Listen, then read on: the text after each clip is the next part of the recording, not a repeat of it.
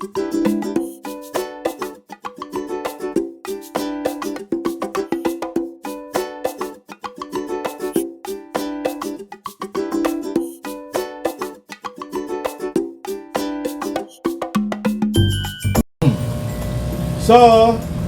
eto na po ang ating mga na-mine. Hopefully. Pero hindi ngayon. Nagla-live ngayon si may mga live ngayon nakaraang araw si Precious, si Erda ng Baguio or ng Benguet. So, meron akong nalaman ko na wala pala akong Baldiano na status. So, iniisip ko na baka kumuha ko ng isa nun. And then may nakita pa ako isang halaman doon sa mga na-mine niya. Hopefully, hindi pa nakukuha na plano kong kunin. Pero plano ko, alam ko mahal yun. So, feeling ko dapat yun lang kunin. Okay? So, hopefully, mamaya, may tanim natin to or ma-improve natin yung mga soil mix niya. Samahan niyo ako. So, nandito na po tayo sa pangalawang part ng ating pagtatanim. Unfortunately, nakalimutan kong iwan ulit ang camera kasi after nung nag-ayos ako ng mga ornamentals, yung mga bagong dating at saka yung nirefresh natin ng mga lupa, nakalimutan ko, in-off ko yung camera, nakalimutan ko i-on ulit. Naitanim ko na ito, na-propagate ko na ito, tinanggal natin siya from this spot. Tapos, ito nga, naipat na natin siya. May nakuha tayong 8 babies. Karamihan sa kanila walang ugat, so hindi ko alam kung mabubuhay. Let's see.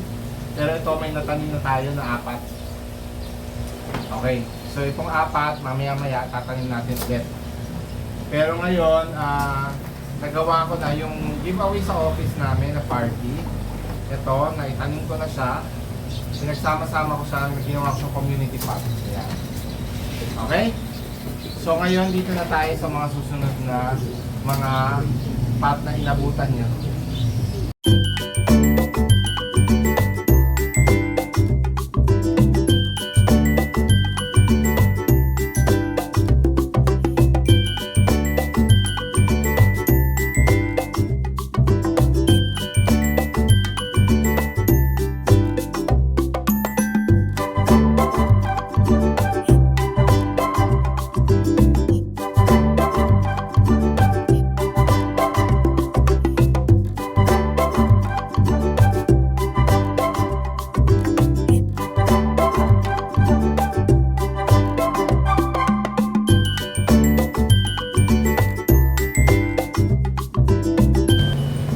Hello plant kids! So ngayong hapon, the next day na po tayo from the unboxing.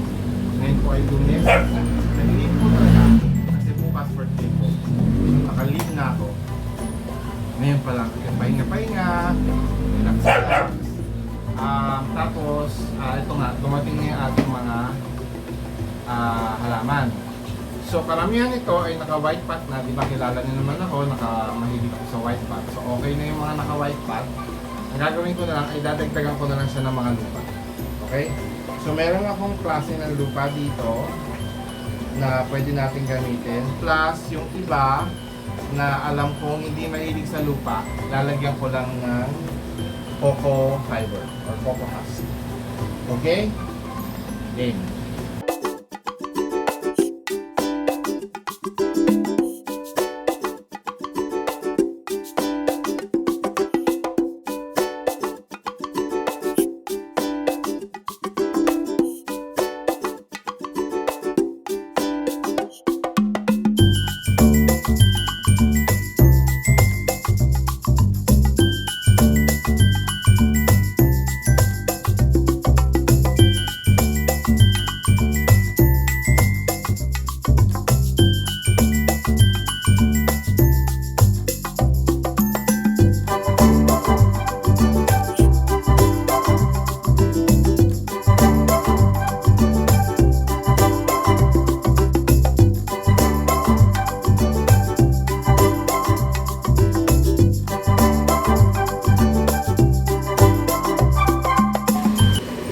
Ayan na po sila, yung ating mga niripat, pinropa na mga CNS.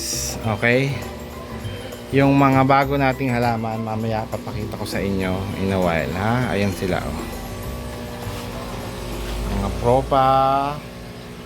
propa, babies, mother. O, diba? Yan ang mother. And then, ito, propa, babies, and then mother. And then, repat.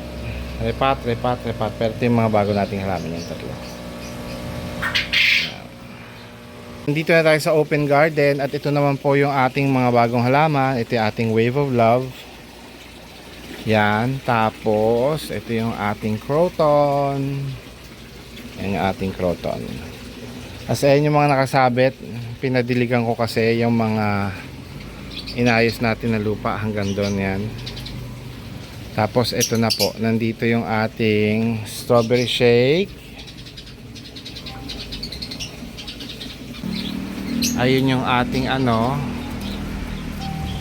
ito yung ating black homalumina. Ito yung isa sa mga ripat, inayos din na pots. Homa. Then nandito po tayo sa loob ng lanay. Dito ko po nilagay yung ating variegated adansonii. Hindi pa yan permanent, ililipat ko pa yan. Okay, may iba pang pwesto yan na paglalagyan. Pero dyan na muna siya ko nilagay. And ito po yung ating orbifolia. Ayan. Ayan. Ating orbi. By the way, ito pinaghirapan ko itong buong umaga na ma-perfect yung bagsak ng ating fountain. Nagdagdag kasi ako ng dito, ng parang dito sa ating koi pan. Na bagong fountain or filter, semi-filter, semi-fountain to kasi kailangan ng additional na oxygen ng ating mga koi dahil ilang araw ko na silang nakikitang nasa ibabaw. Nakatatlong palit na ako. Hindi, 2 linggo pala. 2 linggo ko na sila nakita madalas sa ibabaw. So there's something wrong with the water pag ganon. So naka2 palit na ako. Sabi ko ganun pa rin. So I think yun nga, oxygen, kulang na sila sa oxygen and hangin. Kaya ito, it's one way of adding oxygen. At the same time, may konting feature sa atin dito sa garden. Ayan. So naglagay dati itong fountain doon sa labas kung saan dapat magsiset up ako ng gapi ng mga palanggana para doon sa mga yung mga water plants ko, yung mga ang tawag doon, water lettuce. So baka ito lagyan ko rin ng ilang water lettuce. Pero baka kasi bumara. So baka hindi na lang. Bahala na. No? So yun lang po. Okay? So yan. So I hope you enjoyed this video. Marami-rami tayong nagawa ngayong araw. The past few days, ayos lang ako ng ayos ng garden. Simula ng Biyernes, Sabado, tapos ng Linggo. Nung kahapon, sobrang linis ako. Mas lalo na dun sa may part ng sa likod, palabas. Sagar may garahe pa. Sa likod ng mga kulungan na kalapate. Sa harapan ng gate. Kasi nga, parang dami na nilang pupo. So, naglinis ako doon. So, tinanggalan ko para pagka naglilinis tayo, tuloy-tuloy yung walang babara. Okay? Yun po. So this is Tatay Barry of Antipolo na nagpapasalamat sa lahat ng inyong mga panonood, pagsubaybay, and I hope to see you again. Sa mga nakakagusto or nagustuhan itong video na ito, please do like and share this video. At kung hindi pa kayo na-subscribe, please do subscribe. And lastly, click on the notification bell para po masabihan kayo or ma-notify kayo sa mga susunod na video. Okay? So this is again Tatay Barry of Antipolo saying bye, plant kids.